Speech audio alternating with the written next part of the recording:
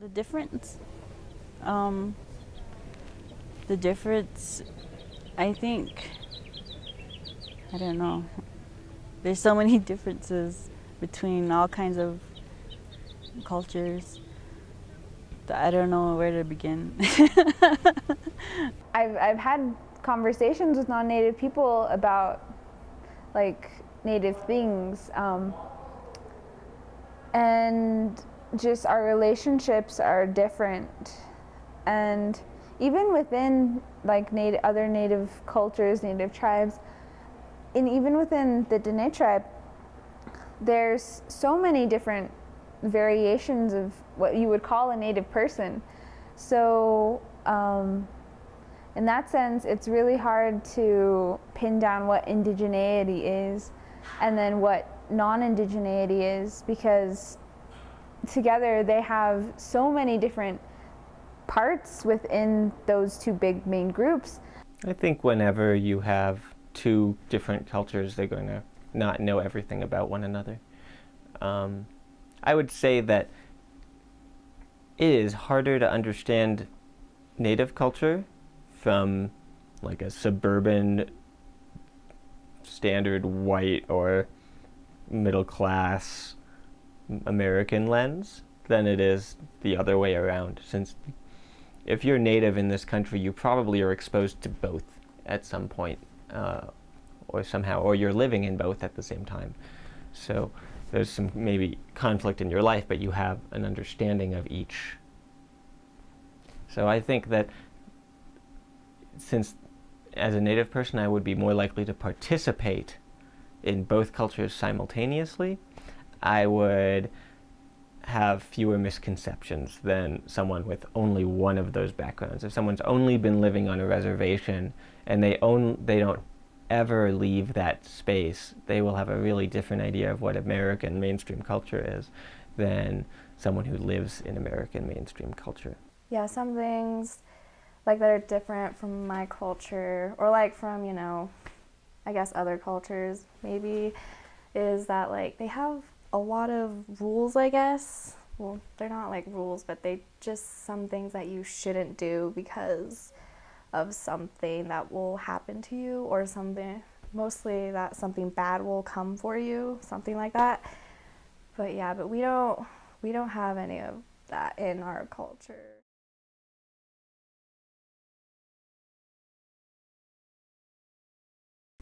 Native American culture it has a very rich history, and I think it's very interesting to learn about. But that being said, I wish I knew more. I haven't necessarily been immersed in the culture since moving here, but I think I'm just more accustomed now to Native American people. Like food, I love food, so I know some of the like cuisine, I guess, or some of the stuff they like to eat, but that's pretty much about it. What kind of food options do you like? Navajo tacos I've had before, and I love the fry bread. I think that's something that I've kind of been exposed to out here.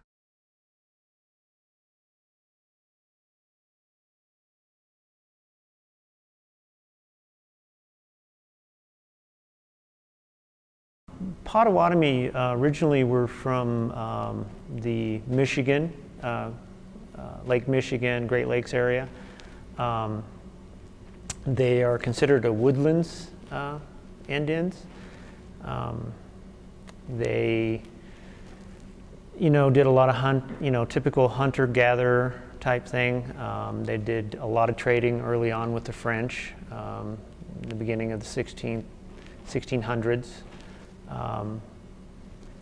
So they're, unlike the Great Plains Indians, they weren't a big horse people or horse culture. You might even say they were more of a water canoe culture. They were known to many other tribes as the duck people because they were very comfortable traversing water and rivers and lakes. I think there's definitely like a more respectful vibe about them compared to other people, since of their culture and stuff, and how like women are more respected, I guess, in their culture than other cultures here. My Nully, which is my paternal grandfather, was a Navajo medicine man.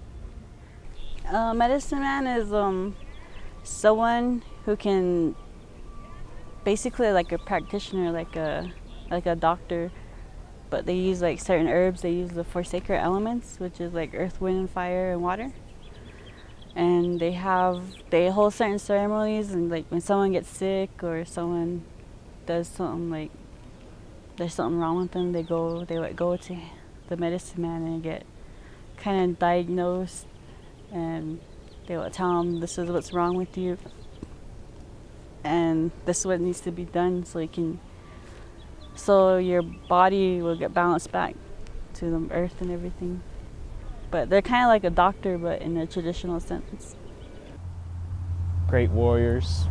If you take a history class and look in World War II, well, the Navajo language was used for code talking back in World War II when the United States was fighting against Japan, and that's what the Marine Corps used was the Navajo language to decipher codes. That way they can't be unbroken.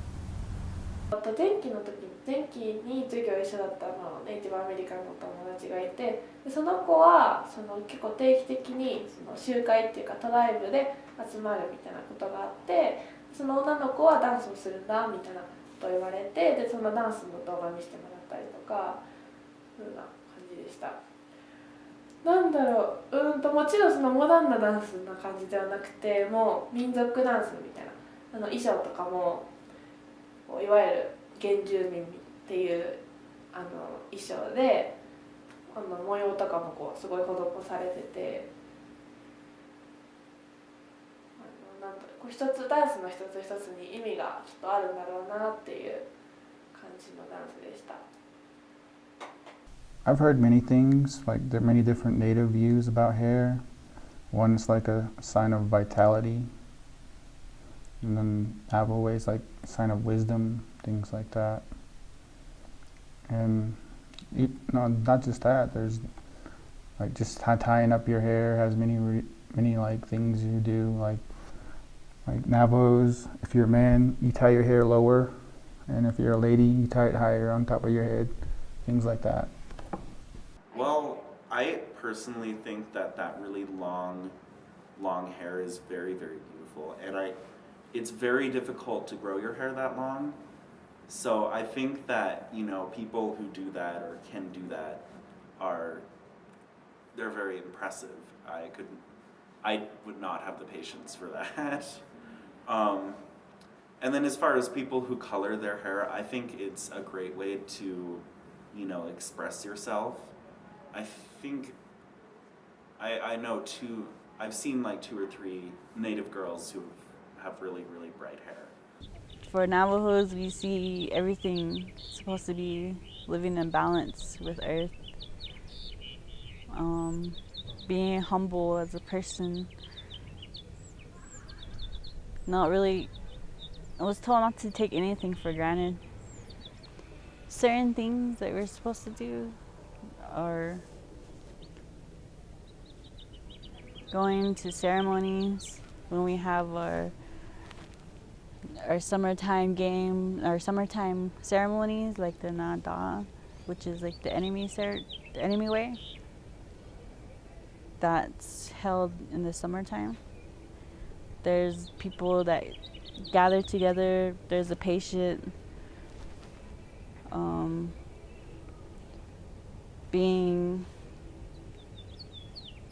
because it's different. When I wear moccasins, it's different from wearing shoes. When I'm wearing moccasins, I feel like I'm kind of just connected with the earth and everything. Having certain dances, but I think it's knowing the meaning of the hogan and why the hogan the way it's structured.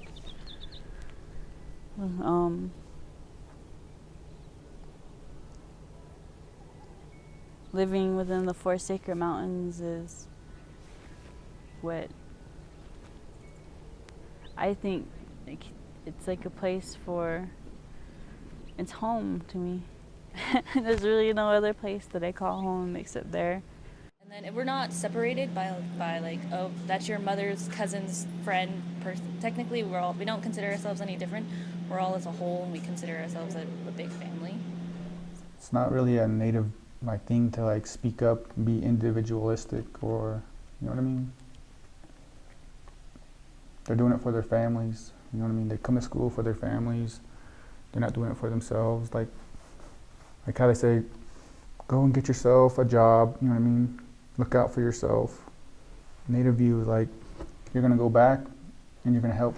If you can't help your people, at least help your family, because there's like an old Navajo saying that says, you might be rich, but you're only as rich as your poorest relative. You could be a millionaire and you still be as poor as your relative that's living on the street. I think though I always think about going home when I first came here, but ever since school started to get a little harder, I would try to stay here and be able to like trying to get as much work done, but also I would try to think about like, what if I went home? What if I went home and actually think that I want to do like other stuff, like I want to do the chores I did always do back home when I was little, or when I used to be doing it over the summer, but yeah, I mean, I always think about it. I always think about what I should have been doing back home in order to continue that. I guess I think a lot of stuff. It's always to think what I should do in my life to actually not only make my parents proud, but also make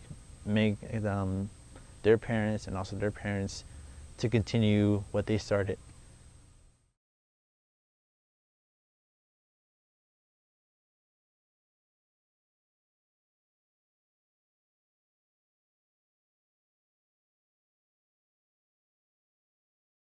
In my hometown, there are a lot of problems, and one is teen pregnancy. So a lot of the young mothers have a really hard time going back to school. And I think it just mainly is just laziness on the people's part, and like drugs and alcohol is a big problem too. There are a lot of people who abuse alcohol and are just on the streets. I think the alcohol messed up their relationships with family and friends.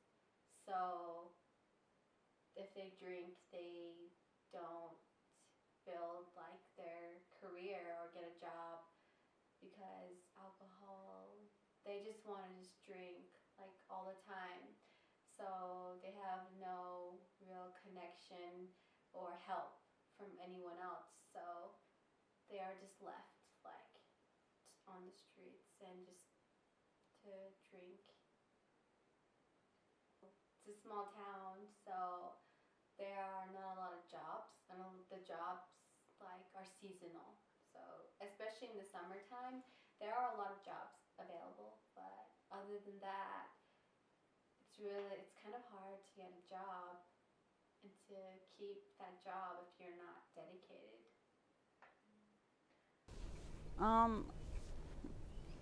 With alcoholics, I grew up with my father, who was an alcoholic. He used to tell me that he missed his mom because things aren't the way it used to be, is what he used to tell me. And he used to say that us younger generation, we had it easy. And I think he drank because he wanted to forget it all. And it was like, as a little kid, I didn't know why he did it. I don't know why he would drink and take off and never come back for like a week or even more.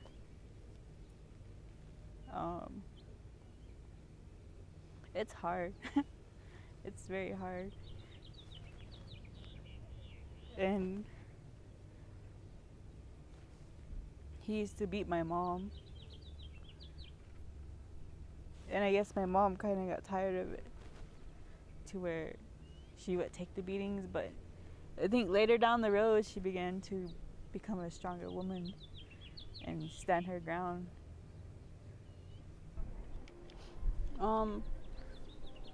That's kind of what I'm learning right now.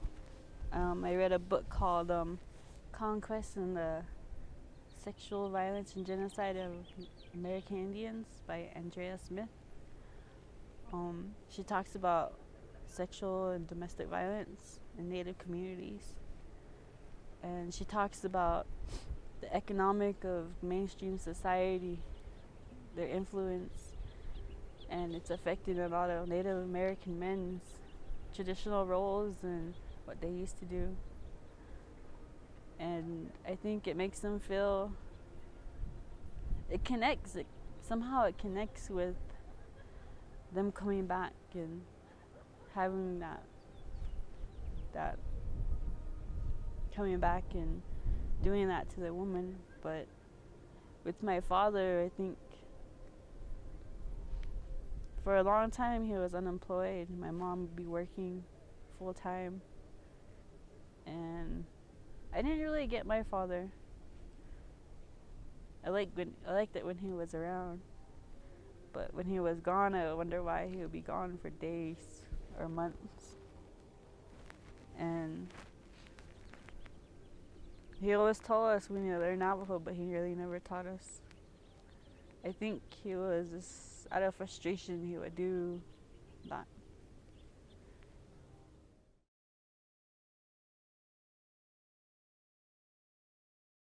And one of the arguments the administration consistently finds is that on the reservation, in non-public schools, reservation schools, they're not getting the most qualified teachers.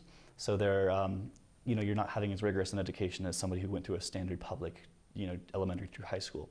So many times when students go through reservation education, they come to Fort Lewis College, which is rigorous in many ways. There's not as much, there's too much of a learning gap as opposed to non-native students. So that generally manifests itself with native students having a difficult time academically, not having the necessary writing skills, not having maybe some of the basic, base of knowledge you need to be able to succeed in a math course or an English course. My grandparents said there's nothing for them out there in the reservation, nothing that can, I would say, challenge them or keep them independent. Out there, I could say where I'm from, there's really nothing out there, no jobs, no nothing in that area, where my family was from, which is through. So my grandparents kind of wanted my dad to leave so he could get a better education in college and stuff like that, have a better life than what they had living out there. And same with my mom, so that's why they moved out. Mental health facility or like social working stuff. In your hometown? No. Why? I want to create my own life differently, and if I stay in my hometown, there's no opportunity for me, and I'll just be like everyone else, doing the same thing as everyone else, just going to work, going to the same places to shop, eating the same food, living in the same type of culture as everyone else. Is it kind of traditional way to live? No, but a lot of people just choose to stay around because of family.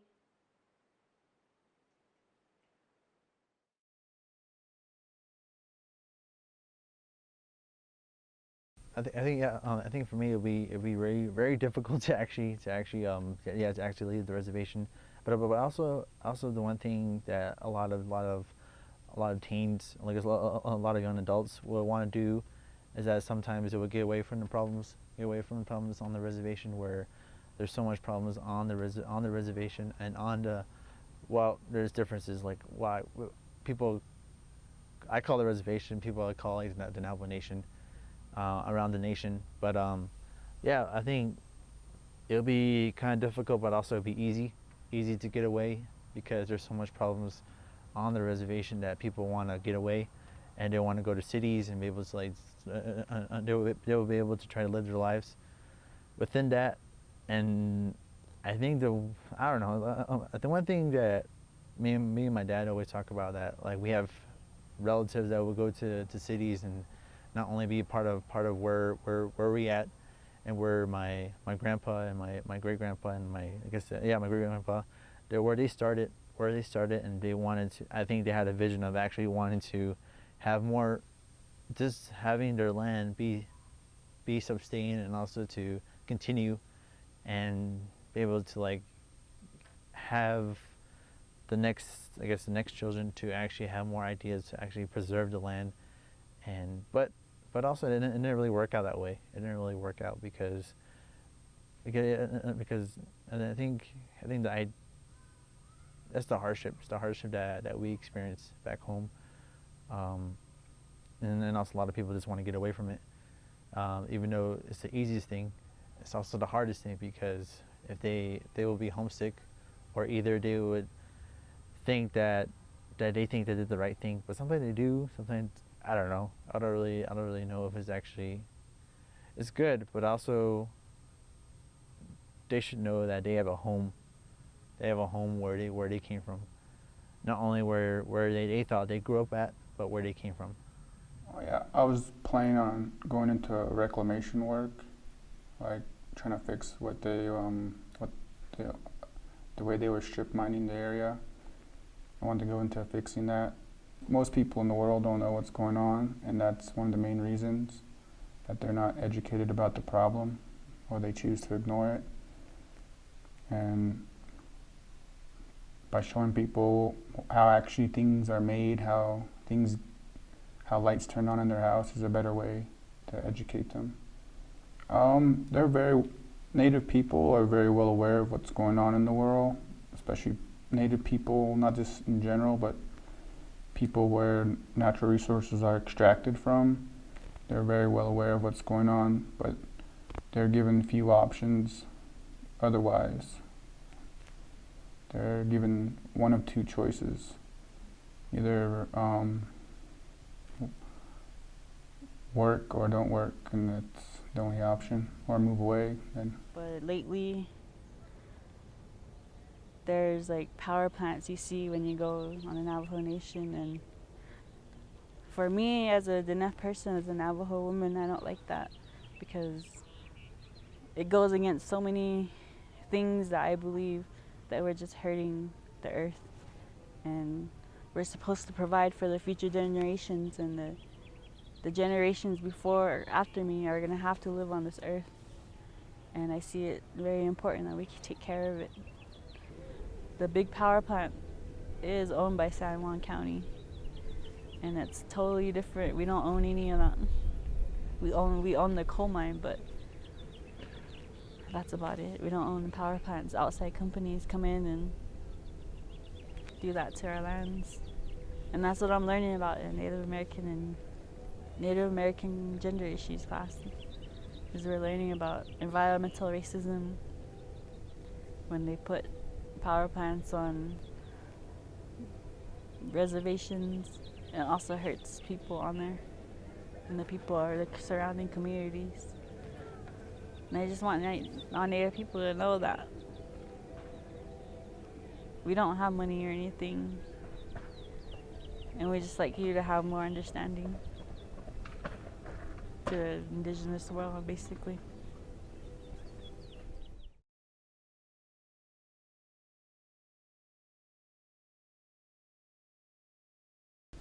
I think it's easier.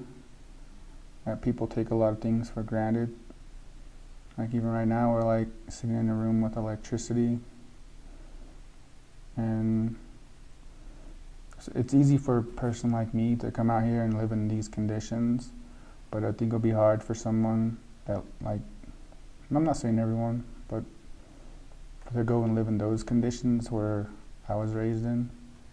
Do I see a difference? Yeah, actually. City's loud. I guess it's from difference between where I live and my grandparents live. My grandparents, Thurrow is a very small town, so it's very quiet. There's not much lighting, so you can see the stars at night, which is always fun to see. My grandparents' cooking is so much better than my parents. That's a big difference. I'd say the work out there though is different. We have to take care of our house a lot because I don't know how to explain it, but usually it's a little broken down, but we do what we can to clean up our yard and make it nice and presentable to other people. We clean our house and everything. It's a lot of just handiwork we do for my grandparents. In the city, I know that's only when we visit my grandparents. We don't really live out there, so I don't know how to explain the living. In the city life, though, it's different. There's a lot of cars, a lot of lights. It's very loud at times. A lot more people.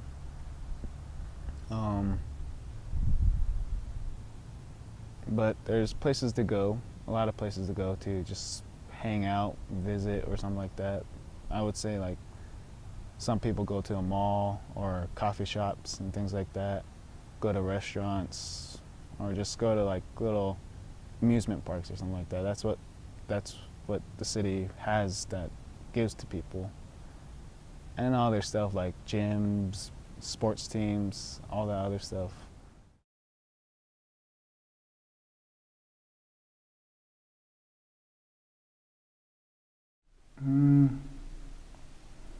I like the way I was raised way more because you need less, and that's what I believe. Like we all need to start using less. We use way more than we need. The energy's there, and there's no way to store it. You know what I mean? It's on a constant. What do you call it? As it travels a distance, it loses so much energy. So it's being produced, and people are paying for it, but education and teaching them how to use less would be really important. It'd be nice to start like a sufficiency movement, and like I was saying, just use enough. Because like, how many pairs of clothes do you need? You know, how many vehicles do you need? How many? Like, look at the past. How many pairs of clothes did our ancestors need compared to what we do now? I kind of like to start a movement like that, like a sufficiency movement. There's so much waste in the world. That's a tough one, actually. Granted, the city has some benefits to it in living, and same with the reservation. For me,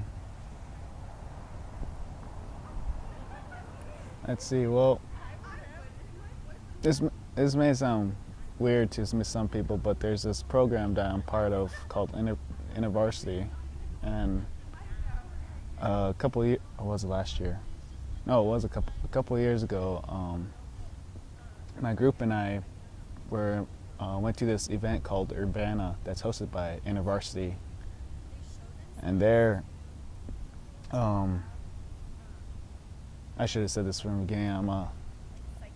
I'm a native, but I'm also a Christian at the same time, or some people say a follower of God. That's how I was raised. That's how I grew up.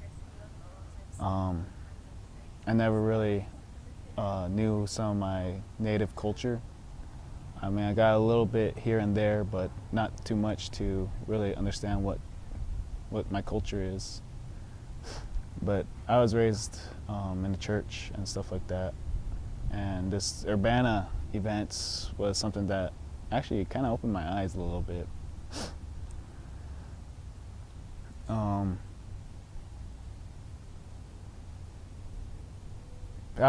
What I got out of that event was that these people are they're evangelists, Christians. In other words, they're more like missionaries kind of, and they go around the world helping people out. And I noticed that there's this, when I look back at home, when I go visit my grandma, I see how terrible, how run down the place is, how the town's just kind of, seems like it's deteriorating. Every little bit I go visit there. And to me, there's something I need to do to go fix that. And so I would say, it feels like after the Brana events, like I would say God was telling me to go back to my town and help it out. And so I would say I will go back and live on the reservation, just for the fact that I need to go help my own people, rebuild them back up to the way they used to be.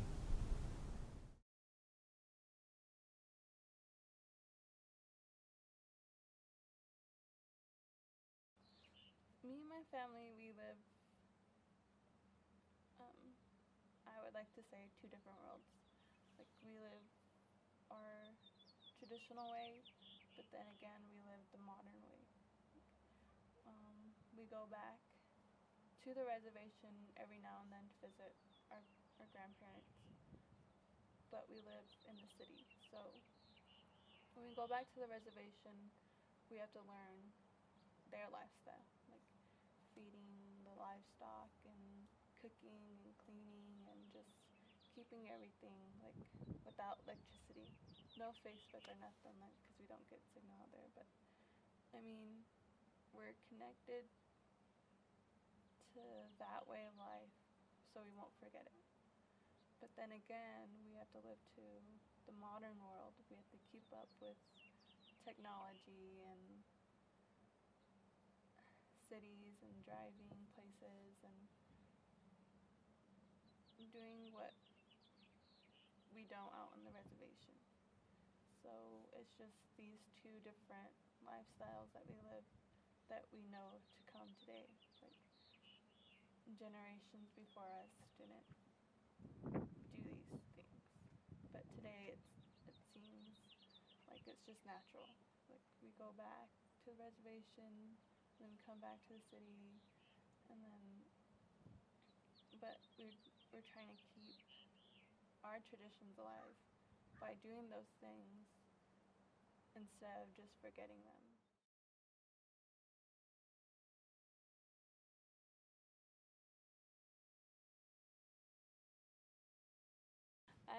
I've had my hair long for a long time, and the first time I cut it was way up here, so it was really short. And you know, my auntie would always get mad at me, like, why'd you cut your hair? And in our traditional way, our hair is our brain, so the longer you have it, the smarter you are. So, but when I cut my hair, it's just like cutting your brains. So our hair is our brains. So the longer it is, the more, smarter you are, I guess. And not literally you're smarter, but like that's how we look at our hair, Native American hair. So that's one of our culture beliefs that we believe in. Yeah. Why did you cut your hair? Uh, I cut my hair because I thought it would be cool. I don't know. But I lived in Bullhead City where it's like 110 degrees, so having long hair is just it's too much. So I decided to cut my hair because it was a lot cooler, and my hair is like really thick, so it's like kind of hard to keep long hair because it weighs your head down. So, but a lot of girls now like have long hair, and some girls today in our generation don't know the meaning of our hair. Like some people don't know about it, like the why we keep long hair, but that's what I was told. So I don't know. I cut it twice, so now I just want to let it grow and see how long it can get. So do you want to make it grow again? Yeah, I wanted to see how long I can get it, and I tried that to see how long I can get it, and I eventually just cut it again. So,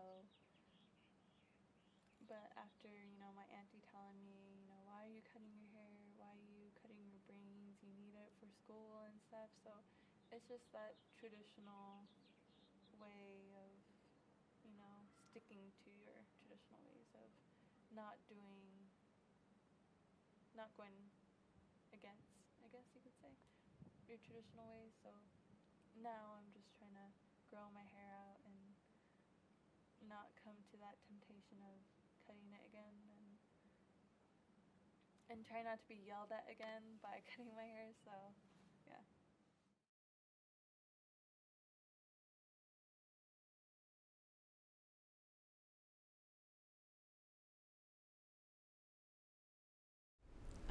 Yeah, there's been a couple of times, especially in my psychology classes, because the public health track I'm on is called psychosocial.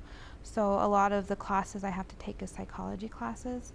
And a lot of the theories and different behavior models that we're learning, I don't think they really fit with Native American beliefs or thoughts or even ways to go about them. And it's kind of like a touchy subject. Like, should I bring it up? Because when I look around in the classroom, maybe there's like one or two other Native Americans in there, and they don't say anything. So sometimes I'm like, should I bring this up and say, well, for me, this is how, we, not all Native Americans, but like at least my tribe would look at it. Like, we wouldn't treat this person differently based on this mental illness, or just something like that that would that I don't agree with what we're learning in class. So I do kind of find it difficult to bring it up, just because the other Native Americans in the classroom don't bring it up either, or I don't even know if they believe that way either too. So it's just like, should I bring up my own personal belief system, or should I just let it go? So most of the time in psychology class, I just let it go, unless we were having an open discussion. Then I would bring it up.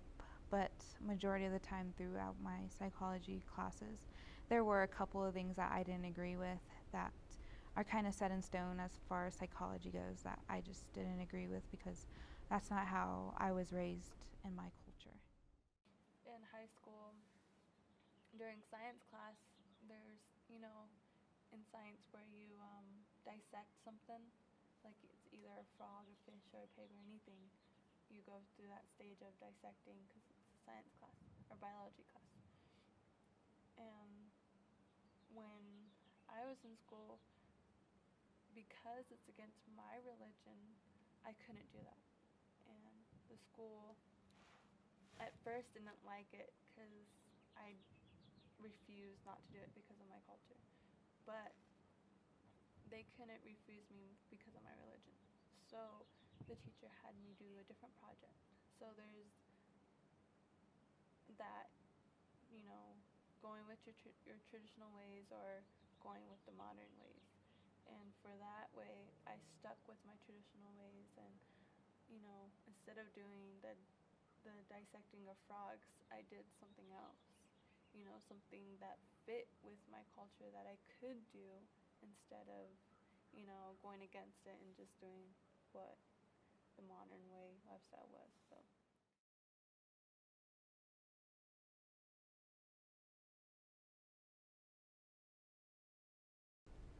Yeah. Because it's hard to, I know there's a lot, if you want to keep progressive, like you want to go and be educated, or even if you want to find like a good job, it's unfortunate, but I feel like you have to move off the reservation because there are tribal colleges, but most of them are only like associate's degrees. And after that, if you want to continue on and get like your bachelor's or a master's degree, you have to move off the reservation. Like, I'm not living on the reservation right now. I haven't for almost 2 years now just because I've been here. So it's kind of hard when there's activities back home or ceremonies and I can't go just because it's like 2.5, sometimes 3 hours away and I have class the next day, or my kids can't miss school. So it's kind of hard staying connected to your culture, specifically when there are ceremonies going on, because I think attending the ceremonies, especially for my kids, really helps them understand from at a very young age who they are. So it's kind of a very, like, you have to balance out. You have to figure out when's a good time when you can leave, or if you can leave and miss a class and still be okay. So I feel like it's very hard balancing both sides, because on the one hand, I do really want my master's degree, but on the other hand, my kids aren't on the reservation. They are not able to attend ceremonies just when we're able to. So it's kind of hard because I want them to grow up in that environment that I was raised in. So I would say it's very hard to try to balance both worlds, like trying to keep who you are and then on the same time just grow at the same time.